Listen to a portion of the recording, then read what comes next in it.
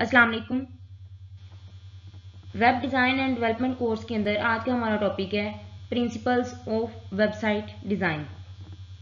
इस लेक्चर के अंदर हम लोगों ने 10 प्रिंसिपल्स देखने हैं वेबसाइट डिज़ाइंस के, जिसके ऊपर एक्चुअली हमारी जो वेबसाइट है वो बेस कर रही होती है। और हमारी जो वेबसाइट है वो कस्टमर के व्यूज़ के अकॉर्डिंग या कस्टमर की चॉइस के अकॉर्डिंग हम लोग किस तरह बना सकते हैं। इन प्रिंसिपल्स के अकॉर्डिंग हम लोग जो अपनी वेबसाइट है उसको टॉप रैंक्ड बना सकते हैं। सबसे पहले आ जाता है good design. Two main standpoints from which the most people determine whether a website design is good or bad. The strictly usability standpoint, which focus on functionality and the effective presentation of the information and the efficiency. Website दो चीज़ों के ऊपर base कर रही होती है, या तो उसको गुड कहा जाता है या उसको बैड कहा जाता है। किसके ऊपर? सबसे पहले क्या है? यूजिबिलिटी, और सेकंड वन क्या है? उसकी इफेक्टिव प्रेजेंटेशन। आपकी जो वेबसाइट है वो किस तरीके से यूज की जा रही है, कितने परसेंट लोग उसको यूज कर रहे हैं, उसकी प्रेजेंटेशन किस तरह है, कौन सी कलरिंग स्कीम आपने यूज की हुई है कि आपकी जो आई को वो अट्रैक्ट कर रही है, यूजर की आई को अट्रैक्ट कर रही है, तो वो उसकी क्या होगी? उसकी प्रेजेंटेशन होगी। तो मेनली क्या है, इन दो चीजों के ऊपर बेस करती है आपकी वेबसाइट, या तो गुड हो सकती है या बैड हो सकती है। The most important thing to keep in mind is that the design is about communication.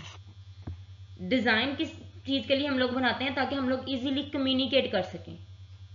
Colouring scheme इसलिए यूज की जाती है कि आप यूजर की जो आई अटेंशन कैच कर सकें, कि वो जल्दी हमारी जो वेबसाइट है उसको रीड आउट कर सकें, जो मेजर या कोर पॉइंट्स हैं उनको डिफरेंट कलर्स के अंदर लिख सकें ताकि यूजर उसको आसानी से समझ सके। If you create a website that work and present information well but look ugly or does not fit with the client's brand, no one will want to see it. अगर आपकी जो वेबसाइट है वो इंफॉर्मेशन बहुत top class दे रही है, उसका content बहुत अच्छा है, लेकिन उसकी जो लुक है वो बहुत अगली लुक है, कस्टमर की जो क्लाइंट की ब्रांड के अकॉर्डिंग वो काम ही नहीं हो रहा। मतलब जो जिस तरह हम लोग कहते हैं कि अगर कोई एक वेबसाइट बनाई है तो उसके लोगों के अंदर जो कलर स्कीम यूज हुई है वही मोस्टली उस पूरी की पूरी वेबसाइट के अंदर यूज की जाती है। अगर उस तरह नहीं की हुई, डिफरेंट कलर्स मतलब लगाए हुए हैं वेबसाइट के ऊपर, कोई समझ नहीं आ रही कौन सी चीज़ इंपॉर्टेंट है कौन सी नॉन इम्पोर्टेंट है, तो वो जो है यूजर को अट्रैक्ट नहीं करती, यूजर उस चीज़ को देखना पसंद नहीं करेगा। इसी तरह अगर आपकी वेबसाइट बहुत ज़्यादा खूबसूरत है लेकिन उसका जो डाटा है वो उतना अच्छा नहीं है, तो आपका जो क्या है डिज़ाइन बेकार है, जब आपका कंटेंट ही नहीं अच्छा। यूज़र ने कौन सा सिर्फ व्यू करना है चीज़ों को, उसने तो एक्चुअली उस कंटेंट को भी पढ़ना होता है। तो दोनों चीज़ें मद्देनज़र रख के चलना है, उसका कंटेंट भी और उसकी प्रेजेंटेशन भी।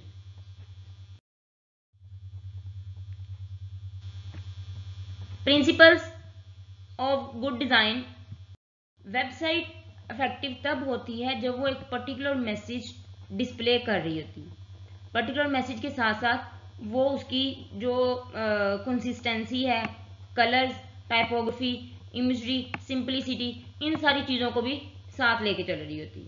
तो बेसिकली एक पर्टिकुलर मैसेज और ये सारी की सारी चीज़ें, उसकी कलर, टाइपोग्राफी, इमेजरी, सिंपलिसिटी, ये सारी की चीज़ें बहुत ज़्यादा इंपॉर्टेंट रोल प्ले करती हैं। When designing a website, there are many key factors that will contribute to how it is perceived. A well-designed website can help build trust and guide visitors to take action. जब आपका design बहुत अच्छा होगा तो आपकी उतनी ही ज़्यादा आपकी वेबसाइट के ऊपर ट्रैफिक ज़्यादा होगी, उतने ही ज़्यादा विजिटर्स आपकी वेबसाइट के ऊपर आएंगे। तो अपनी जो वेबसाइट है उसको बेहतर बनाने के लिए आपको जो उसका डिज़ाइन है वो बहुत ज़्यादा आउटस्टैंडिंग रखना पड़ता है, और अपनी वेबसाइट को ऑप्टिमाइज्ड फॉर्म के अंदर पब्लिश करवाना पड़ता है। ऑप्टिमाइज से क्या होगा कि उसकी यूजिबिलिटी इंक्रीज होगी। अगर उसको कम टाइम लग रहा है लोड करने में तो ज़्यादा से ज़्यादा विजिटर आपकी वेबसाइट को लोड करेंगे। अगर वही उसको 5 या 7 सेकेंड लग रहे हैं तो यूज़र वेट नहीं करता, उसके पास और बहुत सारी ऑप्शन होती हैं कि मैं दूसरी वेबसाइट्स खोल, तो उसने वेट नहीं करना कि आपकी वेबसाइट खुले तो ही आपका कंटेंट देखा जाए, नहीं, उसने दूसरी वेबसाइट के ऊपर चले जाना। तो आपकी जो वेबसाइट है इसको ऑप्टिमाइज्ड होना चाहिए।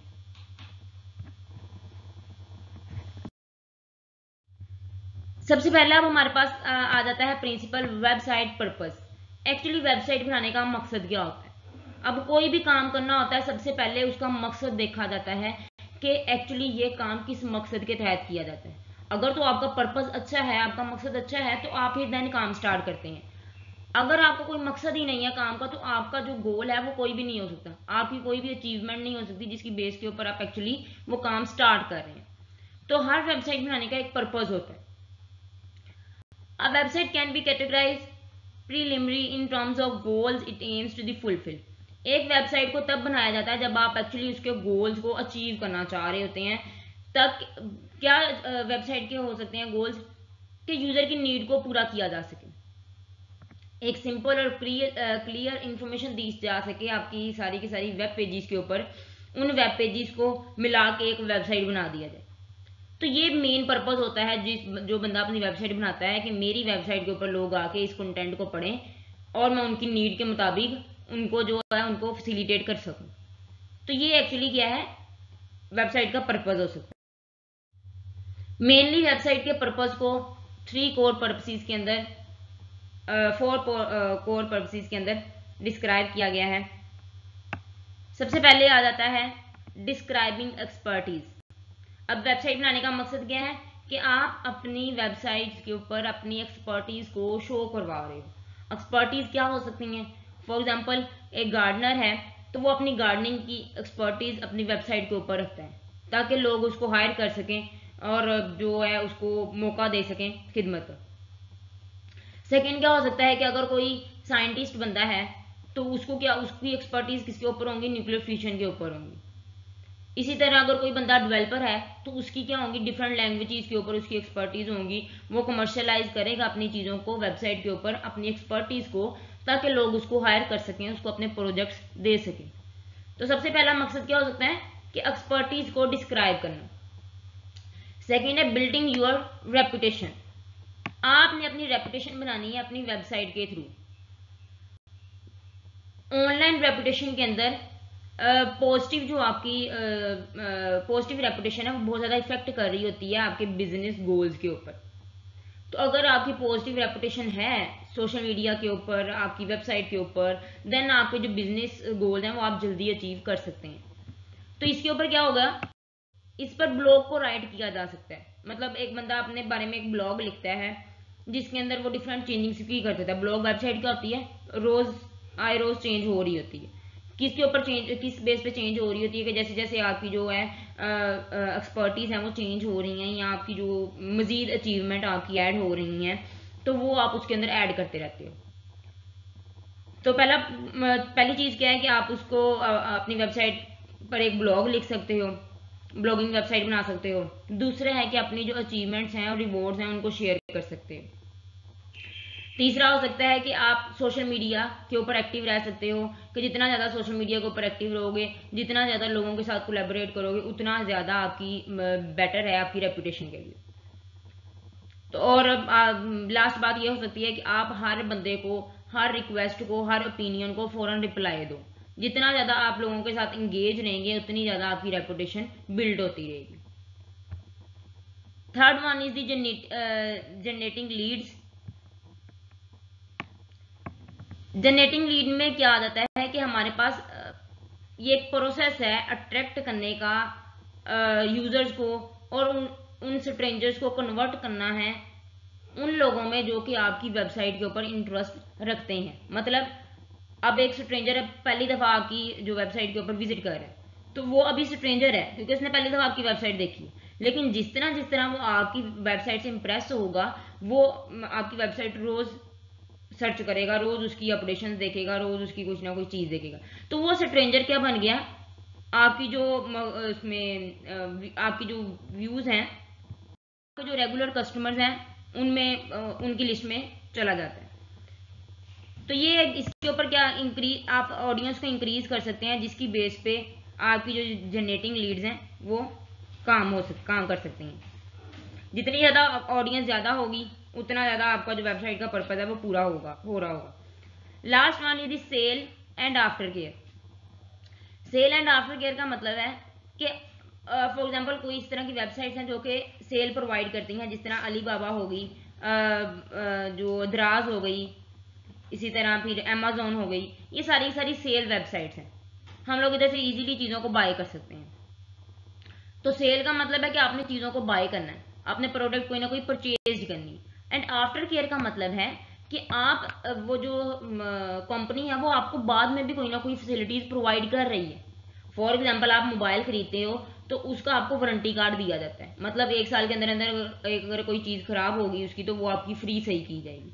तो वो क्या होगी, वो उसकी क्या कहलाती है, आफ्टर केयर कहलाती है। या उसकी कोई ना कोई अपडेशन है वो भी आपको फ्री दी जाएगी। तो ये क्या है, ये आपकी सर्विसेज हैं जो कि सेल्स के बाद भी आपको मिल रही होती हैं। तो आपकी वेबसाइट सेल्स के ऊपर भी कंसिस्ट कर सकती है। सेकेंड पॉइंट आ जाता है simplicity. Simplicity is the best way to go when considering the user experience and the usability of your website. Below are the way to achieve simplicity through design. ये major 3 चीज़ें हैं जिसकी base पे आप अपनी website को simple और concise वे में प्रेजेंट कर सकते हैं। तो इन्हीं को हम लोग आगे डिटेल में देखते हैं, कलर, टाइपोग्राफी और इमेजरी। फर्स्ट ऑफ ऑल आ जाता है colour. These enhance the experience of the visitors of the website's color has the power to communicate message and invoke emotional responses. Finding a color palette that fits your brand will allow you to influence your customer behavior towards your brand. जिस तरह आप जितनी अच्छी colour scheme use करोगे उतनी ही ज्यादा आप customers को अट्रैक्ट करोगे, उतने ही ज्यादा आप अपनी वेबसाइट के ऊपर ट्रैफिक को इन्हेंस करोगे। तो कलर स्कीम आपकी अथेंटिक होनी चाहिए। ये ना हो कि आप ज्यादा कलर्स को ऐड करते जा रहे हो, भाई हाँ मेरी वेबसाइट में ये कलर भी आ जाए, ये भी कलर आ जाए तो मेरी वेबसाइट बड़ी प्यारी लगेगी। नहीं, आपकी वेबसाइट एक जिस तरह आपका लोगो बना हुआ है वेबसाइट का, उसके अंदर for example 3 colour scheme use की हुई है, ग्रीन, रेड और ब्लू कलर, तो वो ही कलर स्कीम आप पूरी की पूरी वेबसाइट के अंदर यूज करें। ये ना कि आपकी लोगों के अंदर कोई और कलर है, पूरी की पूरी वेबसाइट के ऊपर कोई और कलर आ रहे हैं, तो ये फिट नहीं आता आपकी ब्रांड के मुताबिक। लोग इसको, कस्टमर इसको सही नहीं समझते और इन वेबसाइट्स को बोर समझते हैं। keep the color selection limited to the less than 5 colors including black and white. अपनी वेबसाइट के ऊपर 5 से हमेशा कम कलर्स यूज करने चाहिए, इससे ज्यादा कलर यूज नहीं करने चाहिए। और इनके अंदर बेसिक कलर्स भी इंक्लूड हैं, मतलब जो 3 कलर हैं वो आप कोई और चूज कर सकते हो, ब्लैक एंड व्हाइट तो होता ही होता है। आपकी कॉम्बिनेशन कलर की जो कस्टमर को इंगेज करती है और उसको गुड फील करवाती है आपकी वेबसाइट के ऊपर आके, ये बड़ी अच्छी बात है। More colours mean no colour. जितने ज्यादा कलर्स ऐड करोगे उसका मतलब है कि कोई कलर नहीं है, कोई कस्टमर आपकी वेबसाइट को पसंद नहीं करेगा। तो इस बात को जहन से निकाल दें कि जितने ज्यादा मैं कलर ऐड करूंगी उतने ही ज्यादा मेरी जो वेबसाइट है वो विजिट की जाएगी। नहीं, कलर स्कीम एक सिलेक्ट करें, एक कलर पैलेट को सिलेक्ट करें और देन उसी के मुताबिक सारी की सारी वेबसाइट को क्रिएट करें। मेनली क्या हो सकता है कि 2 तो आपने ब्लैक एंड व्हाइट कलर्स ले लिए, 3 कलर्स कौन से हो सकते हैं, जिसमें एक मेन हेडिंग आएगी, मतलब एक वेबसाइट का नाम जो कि मेन उसकी जो हेडिंग है वो आ जाएगी, दूसरी कलर में उसकी जो है सब हेडिंग आ जाएगी और तीसरी में उसका कंटेंट आ जाएगा। ठीक है, तो ये मेन 3 कलर्स जिसको यूज कर सकते हैं आप अपनी वेबसाइट को बनाने के लिए। सेकेंड पॉइंट है typography. Typography has an important role to play on your website. It commands attention and work as a visual interpretation of the brand. Wise typeface should be legible and only use a maximum of 3 different fonts on the website. अब typography भी क्या है कि different fonts को किस तरह use करना है, डिफरेंट फॉन्ट्स के कलर्स को किस तरह यूज करना है।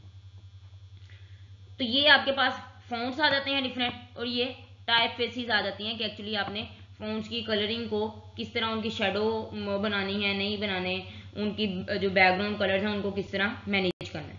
तो इसमें भी क्या कर दिया, लिमिटेड कर दिया कि मैक्सिमम 3 डिफरेंट फॉन्ट्स यूज किए जाने चाहिए आपकी वेबसाइट के ऊपर, 3 से ज्यादा फॉन्ट्स नहीं होने चाहिए कि आप अपनी वेबसाइट के ऊपर डिफरेंट फॉन्ट्स, यूजर जब आपकी वेबसाइट के ऊपर आता है तो उसको जब 1 या 2 या 3 फॉन्ट्स नजर आते हैं तो वो उसके मुताबिक अपनी आई सेट कर लेते हैं कि हाँ भाई इसी हिसाब से मैंने इसको रीड आउट करना है। जब आप आगे जाके मजीद कॉम्प्लेक्स फॉन्ट को यूज करते जाओगे तो उसको तो पढ़ने में मुश्किल होगी।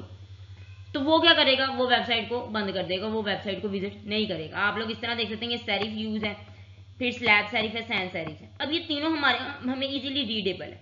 अगर आपने ये यूज कर लिया ब्लैक लेटर, और उसके बाद आप डिस्प्ले भी यूज कर ले, मोनोस्पेस भी यूज करें, तो ये यूजर को अट्रैक्ट नहीं कर रही। वो कह रहा है कि ज्यादा आप फोकस चीजों को चेंज करने में रख रहे हो एज कंपेयर टू कंटेंट के अच्छे बनाने में। तो चीजों को सिंपल रखो लेकिन बेस्ट रखो। तो 3 फॉन्ट्स इनफ होते हैं अगर आप अपनी वेबसाइट को डिफरेंट फॉन्ट्स के अंदर डिस्प्ले भी कराना चाहते हैं। और दूसरी बात, फॉन्ट्स इस तरह के चूज होने चाहिए कि इजी टू रीड हो। ये ना हो कि आपने अपनी स्टाइलिंग देखी हो, हाँ भाई ये स्टाइल मुझे अच्छा लग रहा है, अब आपने तो वो चीज लिखी होती है, आपको पता है कि आप क्या लिख रहे हो, तो आपको इजी टू रीड होता है। लेकिन जो बंदा पहली दफा आपकी वेबसाइट के ऊपर आ रहा है, तो उसने पहली दफा ही उस चीज को पढ़ना है। तो अगर आपने फॉन्ट उस तरह का यूज किया हुआ है जो कि समझ ही नहीं आ रहा, इजीली रीड ही नहीं हो रहा, तो वो आपकी वेबसाइट के ऊपर विजिट नहीं करेगा, आपकी वेबसाइट को लेफ्ट कर देगा। ठीक है, तो ये डिफरेंट उसके फॉन्ट्स और डिफरेंट उसकी कलरिंग स्कीम है जिसके मुताबिक आपने अपनी वेबसाइट को विजुअली रिप्रेजेंट करवाना। Third one is the imagery. Deliver the complete message that the website wish to communicate the audience. अब एक इमेज क्या होती है, एक कंप्लीट मैसेज को डिस्क्राइब करती है आपकी ऑडियंस के साथ कम्युनिकेशन करने के लिए। इसकी रियल लाइफ में भी एग्जांपल ले लेते हैं। फॉर एग्जांपल, अगर आप बायो के स्टूडेंट्स हैं, तो आपके पास अगर ह्यूमन बॉडी के 10 पेजेस दे दिए जाएं कि ह्यूमन बॉडी के ऊपर डिटेल है 10 पेजेस के लंग्स कहाँ हैं, हार्ट में कौन कौन सी जो है चीज़ें आ रही हैं, आपकी बोन्स कितनी हैं, ये सारी, इसके ऊपर 10 पेजेस के ऊपर डिटेल दे दी। अब 10 पेजेस पे जो डिटेल दी है वो सारी की सारी थ्योरेटिकल डिटेल है, और एक जगह पे क्या दे दिया है, आपको एक इमेज दे दी है जिसके ऊपर ह्यूमन बॉडी का सारा स्ट्रक्चर है, वो लेबल डायग्राम है। आपको हर चीज देख के पता लग रही है कि कौन सा हिस्सा उसका किस जगह पे, इसको क्या कहते हैं और दूसरी चीज को क्या कहते हैं। तो किस चीज को पढ़ना ज्यादा आसान लगेगा, कंटेंट को, 10 पेजेस को, या सिर्फ उस इमेज को? बात तो आपने समझने की है ना कि कौन सी चीज को क्या कहते हैं, कौन से पार्ट का क्या नाम है। तो इमेज क्या करती है, एक बेस्ट वे प्रोवाइड करती है कि आप एक लेस टाइम के अंदर एक बेस्ट कंसेप्ट ले सकते हो। जो चीज आपको कंटेंट नहीं समझा सकता वो आपको इमेज समझा सकती है। अब जो 10 पेजेस में आपको पढ़ने में टाइम वेस्ट होना है, वो भी क्या है, गलत है। कि आप वो टाइम वेस्ट ना करो, आप सिर्फ उस इमेज को देखो और आप अपना कॉन्सेप्ट क्लियर कर लो। तो इमेज एक ऐसी चीज है जो कि आपको जल्दी क्लियर कर देती है जो भी आप बात अपनी ऑडियंस को समझाना चाह रहे होते हैं। Imagery is every visual aspect used within communication. These include still photography, illustration, video, and all forms of the graphics. All imagery should be expressive and they capture the spirit of the company and act as a embodiment of their brand's personality. अब imagery के अंदर photography भी आ सकती है, illustration भी आ सकती है, different तरह की वीडियोस आ सकती हैं, एनिमेशंस आ सकती हैं। ये बेस्ट वे होता है कि आपने अपने कंटेंट को एक्चुअली डिस्प्ले किस तरह कराना है। अगर तो आपका कोई आप प्रोसीजर बता रहे हो किसी चीज़ का, तो आप उसको एनिमेटेड वे में बताओगे तो वो यूजर्स को समझने में ज़्यादा आसानी होगी, या उसको ग्राफिक वे में भी रिप्रेजेंट कर सकते हैं। Most of the initial information we consume on the website is visual as a first impression, and it is important that the high quality images are used to form an impression of the professionalism and the credibility in the visitor's mind. Sometimes क्या होता है कि जब हमारी website अभी visit की ही जा रही होती है तो मेन होम पेज आ जाता है। मोस्टली यूनिवर्सिटीज का आप लोग देख सकते हो कि होम पेज होता है, उसके ऊपर 3 इमेजेस लगी होती हैं, वो पूरी की पूरी स्क्रीन को ऑलमोस्ट कवर अप कर रही होती है। तो वो फर्स्ट इंप्रेशन होता है कस्टमर्स के लिए कि आप अगर वो इमेज हाई क्वालिटी की यूज करते हो, HD क्वालिटी की यूज करते हो, तो आपका इंप्रेशन विजिटर्स के माइंड के ऊपर अच्छा जाता है। अगर वही आपने बेशक पूरी की पूरी स्क्रीन यूज की, आप अच्छा डिस्प्ले दे रहे हो, लेकिन आपकी जो इमेजेस है वही HD क्वालिटी की नहीं है, तो वो उसको देखना पसंद नहीं करेगा। तो आपका पहला इंप्रेशन क्या है कि आपने जो पूरी की पूरी होम पेज के ऊपर इमेजेस लगाई होती हैं वो आपने बेस्ट चीज़ें लगानी है। फॉर एग्जाम्पल, अगर आप यूनिवर्सिटी की वेबसाइट बना रहे हो तो उसके ऊपर आप यूनिवर्सिटी की ग्रीनरी को शो करा सकते हो, यूनिवर्सिटी की मेन बिल्डिंग की तस्वीर शो करवा सकते हो, यूनिवर्सिटी के स्टाफ को शो करवा सकते हो, लेकिन वो इमेजेस हाई क्वालिटी होनी चाहिए। थर्ड हमारे पास आ जाता है communication. When we visit a website, the primary objective is to absorb as much as valuable information as possible in the shortest amount of the time.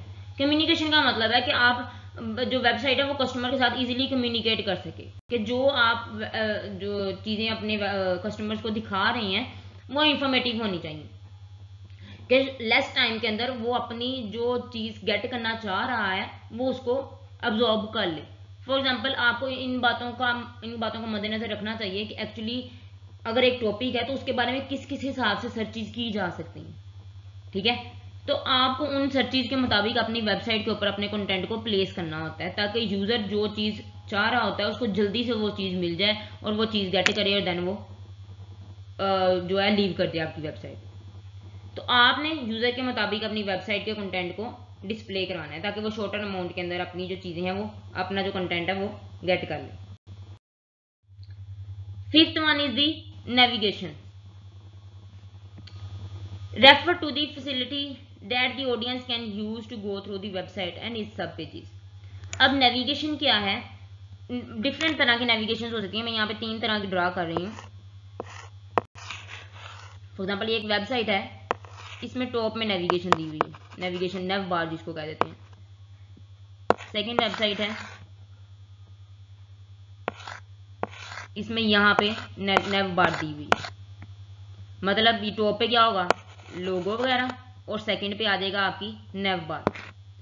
Third एक website है, इसमें आपकी जो नेव बार है वो साइड पे दी हुई है, कि सारा का सारा जो कंटेंट है वो साइड पे दिया हुआ है, जो मेन आपके डिफरेंट पेजेस हैं उनको साइड पे दिया हुआ है, और बाकी सारा जो वेबसाइट का कंटेंट है वो राइट साइड पे दिया हुआ है। या एक चौथा ऑप्शन हो सकता है कि आपका जो डिफरेंट वेब पेजेस है उसको इस इमेज के अंदर, इस आइकन के पीछे सारे का सारा छुपा दिया जाए।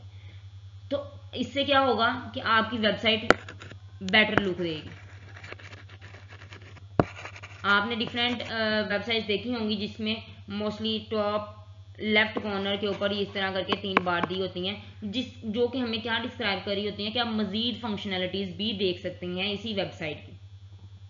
तो वो हम लोग इसके ऊपर क्लिक करते हैं तो हम लोगों को डिफरेंट उसके जो फंक्शन डिफरेंट उसके वेब पेजेस हैं वो और भी नजर आ जाते हैं। पहले तो हम लोग होम पेज के ऊपर होते हैं, लेकिन ये वाली जो चीज़ है ये हर पेज के ऊपर शो हो रही होती है, क्योंकि यूज़र किसी भी टाइम किसी भी वेब पेज से दूसरे वेब पेज की तरफ मूव करना चाह रहा होता है।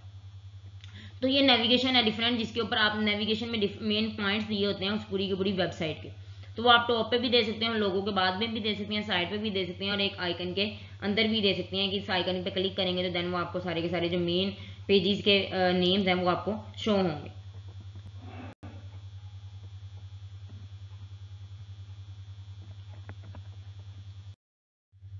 Fifth one is the F shape pattern reading.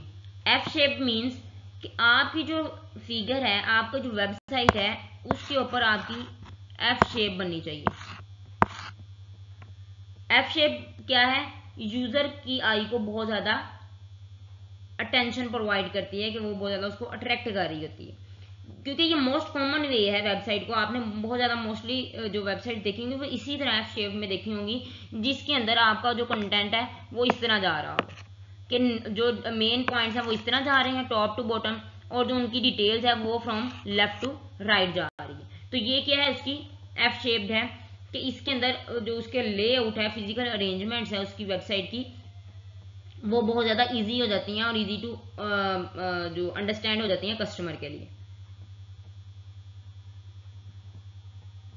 An effective design website will work with the readers natural patterns of the scanning web pages। ये बहुत ज़्यादा नेचुरल पैटर्न समझा जाता है जिसको मोस्टली वेबसाइट्स यूज करती हैं अपनी वेबसाइट्स बनाने के लिए। 6 one is the G pattern. पहले क्या था, एफ पैटर्न, अब क्या आ गया, G pattern. Apply to the other sort of pages like ads and websites where the information is not necessarily presented in a block paragraphs। Z pattern वहाँ use किया जाता है जहाँ पे आपका कंटेंट ज्यादा नहीं होता, लेकिन आपकी विजुअल रिप्रेजेंटेशन ज्यादा होती हैं, कि आपने बड़े बड़े पैराग्राफ्स के ब्लॉक्स नहीं बनाने होते हैं, कंटेंट नहीं देना होता, लेकिन आपने एक्चुअली अपनी वेबसाइट को रिप्रेजेंट करना होता है। And reader eye first scan across the top of the page where important information is likely to be found, then shoot down to the opposite corner at a diagonal and does the same things across the lower part of the page। सबसे पहले user की attention कहाँ जाती है, top left पर, तो यहाँ पे क्या दिया जाता है, लोगो दिया जाता है उस वेबसाइट का। फिर यूजर क्या करता है, ये मेन उसकी हेडिंग्स आ रही है, उसकी नेव बार आ रही है, जिसके ऊपर आपके डिफरेंट लिंक्स होते हैं कि आपकी जो वेबसाइट, तो ये तो होम पेज है ना ये आपकी वेबसाइट का, लेकिन आपकी जो डिफरेंट वेब पेजेस हैं उनके नेम्स यहाँ पे दिए होते हैं और उनके ऊपर लिंक्स लगाए होते हैं, जिस चीज़ के ऊपर आप क्लिक करोगे तो आप उस पेज के ऊपर चले जाओगे। तो ये आपकी होम इमेज है जो कि हमेशा HD क्वालिटी की होनी चाहिए। उसके बाद यूज़र डायगोनल फॉर्म में देखता है और बॉटम लेफ्ट साइड पे देखता है, वहाँ पे उसको कुछ इन्फॉर्मेशन उस वेबसाइट के अकॉर्डिंग मिल रही होती है, कुछ थोड़े बहुत पॉइंट्स मिल रहे होते हैं। और then from last one is के राइट साइड पे बॉटम में उसका साइन अप का ऑप्शन होता है, रजिस्टर नाउ का होता है, या समटाइम्स लॉग इन का होता है। तो ये सारी की सारी क्या है, ये जी पैटर्न है कि आपने अगर आपका जो कंटेंट है वो ज़्यादा नहीं है तो आपने अपनी वेबसाइट को इस तरह शो करवाना है, तो इससे क्या होगी, यूज़र की टेंशन आपकी वेबसाइट के ऊपर ज़्यादा हो जाएगी। 7th one is the grid based layout. Grid based का मतलब होता है कि आपने अपनी वेबसाइट की पार्टीशन कर देनी है, वेबसाइट को डिफरेंट पार्ट्स के अंदर डिवाइड कर देना है। Grid helps to structure your design and keep your content organized. The grid helps to align elements on the pages and keep it clean. The grid-based layout arrange content in a clean, rigid grid structure with the column sections that line up and feel balanced and impose orders and result in a aesthetically pleasing website. अब website को एक clean order के साथ arrange करना, उसको divide कर देना, उसके कंटेंट को क्या कहलाता है, ग्रिड बेस्ड लेआउट कहलाता है। Can be useful through enabling the user to create sections and the groups of the related information. ये तब पॉसिबल हो सकती है जब आप डिफरेंट सेक्शंस या ग्रुप्स बना दोगे उस इंफॉर्मेशन के अकॉर्डिंग। अब इससे जो इमेज है इसमें क्या बताया हुआ है कि यहाँ पे आपकी नेव बार हो जाएगी, मीन्स आपका डिफरेंट डाटा यहाँ पे साइड पे आपके लोकेट हो रहा होगा। आप अगर आप जो PPSC की वेबसाइट देखें जॉब्स की या डिफरेंट जॉब्स की वेबसाइट देख लें तो उनमें जो लेफ्ट साइड पे वो सारी की सारी डिफरेंट उसके मेन जो हैं उसके पेजेस के नेम्स आ रहे होते हैं जो कि डिस्प्ले करवाए होते हैं, और लेफ्ट जो राइट साइड पे उनका मेन कंटेंट आ रहा होता है, जिसमें एक इमेज, मोस्टली वेबसाइट का इस तरह होता है कि एक इमेज और देन उसके बारे में कंटेंट, फिर एक इमेज और फिर उसके बारे में कंटेंट।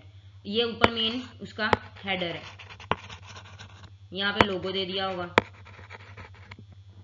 तो ये वेबसाइट इस तरह की वेबसाइट्स क्या होती हैं, ग्रिड बेस्ड वेबसाइट कहलाते हैं कि वो ग्रिड बेस्ड को लेआउट को यूज़ कर रही हैं और अपने जो वेबसाइट है उसको क्रिएट करती हैं। ये कॉमन वे है कि यूज़र हैरान नहीं होता वेबसाइट को देख के कि हाँ भाई ये किस तरह चीज़ को रिप्रेजेंट कर दिया, मुझे समझ नहीं आ रही। तो ये मोस्ट कॉमन वे है जिसमें इजीली वो चीज़ों को, कंटेंट को अंडरस्टैंड कर लेते हैं।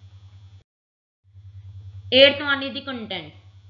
An effective web design has both great design and great content. Using compiling language, great content can attract and influence visitors by converting them into the customers.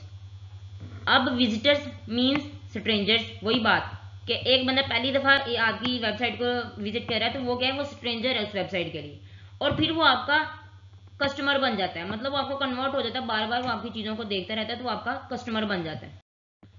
तो वेबसाइट की representation के साथ साथ आपको अपने कंटेंट को भी एक ऑथेंटिक कंटेंट बनाना पड़ता है ताकि वो जो विजिटर है वो उसके वेबसाइट के कस्टमर्स बन सकें।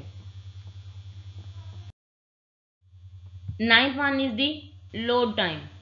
Waiting for a website to load will lose visitors. Nearly half of the visitors expect a site to load in 2 seconds or less, and they will potentially leave a site that is not loaded within 3 seconds. Optimizing image size will have load your site faster.